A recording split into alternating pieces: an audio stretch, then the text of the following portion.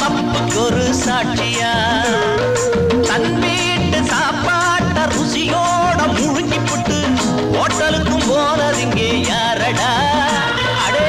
தங்கமே என்கிட்ட நீ கூறடா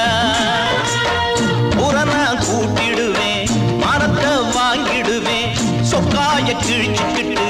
ரோடெல்லாம் அலைய வைப்பேன் பப்பம் பேரு என்னடா அத கண்ணாடிய சொல்லடா